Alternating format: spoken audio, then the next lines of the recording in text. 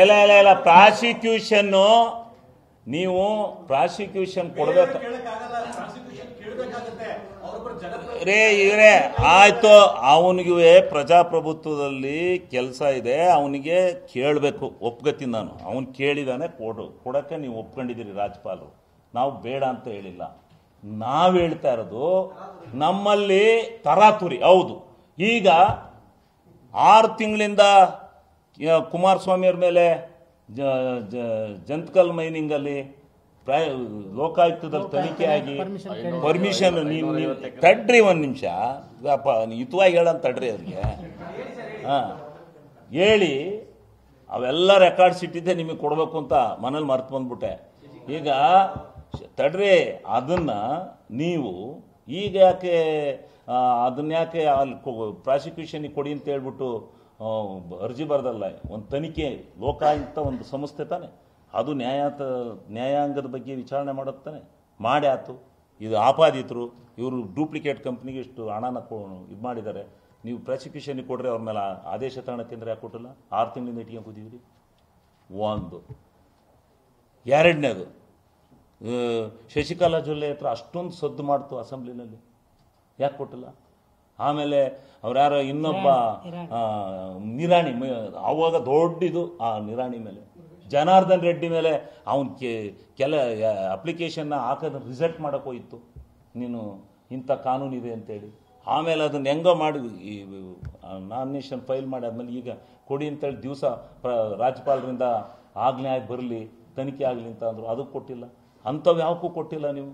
ಇದನ್ನು ಬೆಳಿಗ್ಗೆ ಅವನು ತಂದು ಅರ್ಜಿ ಕೊಡ್ತಾನೆ, ಸಾಯಂಕಾಲ ಇವ್ರಿಗೆ ನೋಟಿಸ್ ಕೊಡ್ತೀರಿ.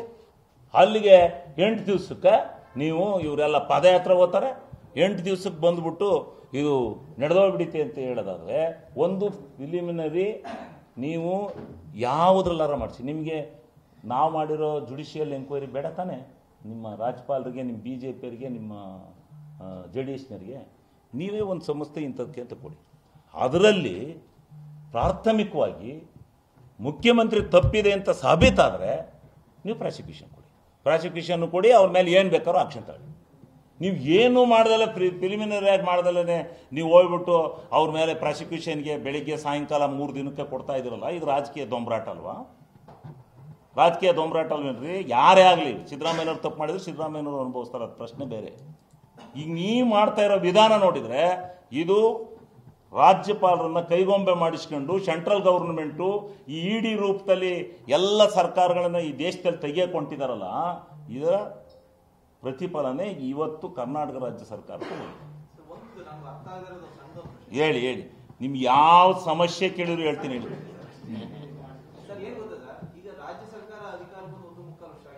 ಒಂದು ಮುಕ್ಕಾಲ ಇಲ್ಲ, 1.5. 1.5 ಇನ್ನೂ ಬೇಕು, 4 ತಿಂಗಳು 2 ತಿಂಗಳು.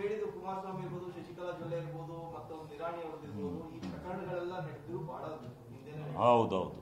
ಸರ್ಕಾರಗಳಿಗೆ ಯಾವುದೇ ಪಕ್ಷ, ಇದರಲ್ಲೂ ಸಮಾಜವಾದಿ ಸರ್ಕಾರ ಇದ್ದಂತ ಹೌದೌದು, ಯಾವುದೇ ತನಿಖೆಯನ್ನ ಪರಿಪೂರ್ಣ ನಡೆಸಬೇಕು ಅನ್ನೋ ಯಾವ ಇದಿಲ್ಲ. ಒಟ್ಟಿನಲ್ಲಿ ಇವ್ರದ್ದು ಏನಾದ್ರು ಬಂದ್ರೆ ಅದನ್ನ ತೋರಿಸಬೇಕು ಅನ್ನೋ ಕಾರಣಕ್ಕೆ ಅದನ್ನ ಹಂಗೆ ಬಿಟ್ಕೋತಾರ. ಅದು ಯಾವ ತರ ಈ ರಾಜಕಾರಣ? ಏನಿಲ್ಲ, ಅವ್ರದ್ದು ತನಿಖೆಗೆ, ಕುಮಾರಸ್ವಾಮಿ ಅವ್ರ ತನಿಖೆಗೆ ಲೋಕಾಯುಕ್ತ ಕೊಟ್ಟಾರೆ.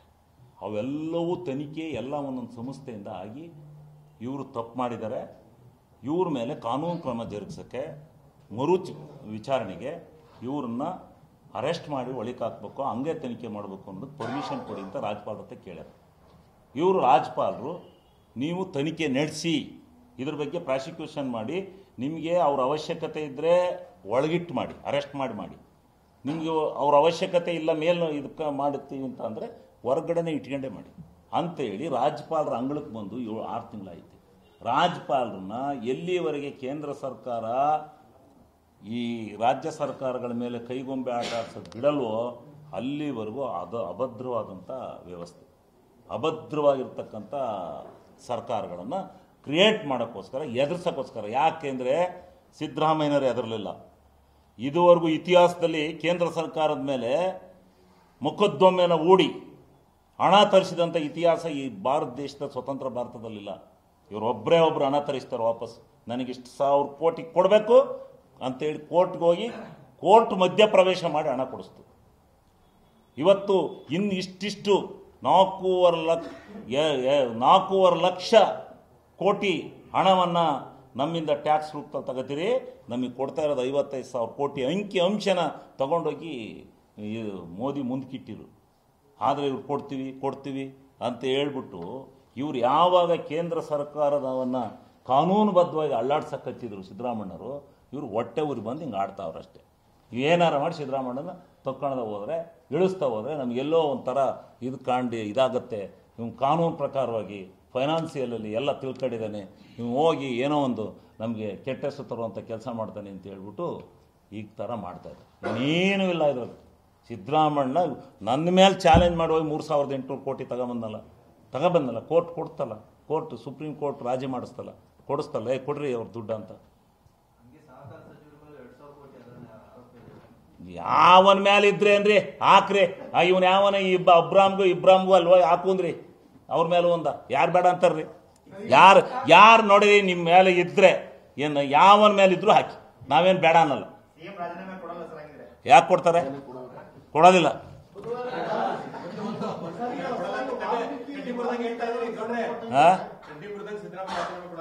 ಹೌದು,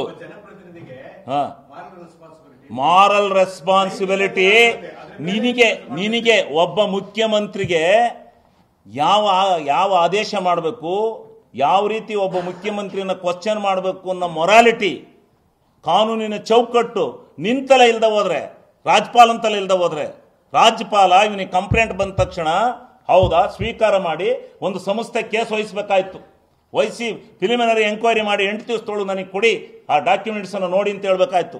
250 ಪುಟದ ಲೆಟ್ರ್ ಇದನ್ನು ತಂದು ಕೊಟ್ಬಿಟ್ಟ. ಕಾಂಗ್ರೆಸ್ ಇವರು ಕೊಟ್ಟರು, ಯಾರು BJP-ಯವರು, ಅದು ತಗೊಬಂದ್ಬಿಟ್ಟು ಇವ್ರು ರಾಜ್ಯಪಾಲರು ಕೊಟ್ಟರು. ರಾಜ್ಯಪಾಲರು ಆಗಲೇ ಹೋಗಿ ನೋಟಿಸ್ ಕೊಡೋಂದ ಓದಿದ್ರ ರಾಜ್ಯಪಾಲರು. ಇವತ್ತಿನವರೆಗೂ ಗೊತ್ತಿತ್ತು ಆ ಕೇಸ್ ಏನು ಅಂತ ರಾಜ್ಯಪಾಲರಿಗೆ. ಆಟ ಆಡ್ತಾ ಇದ್ದಾರೆ ಇವರು ಗೊಂಬೆ ಮೇಳವಲ್ಲಿ. ರಾಜ್ಯಪಾಲರು ಬಂದ ಗೊಂಬೆ ಮೇಳಕ್ಕೆ ಕುಣಿಸ್ತಾವ್ರು ಇವರು.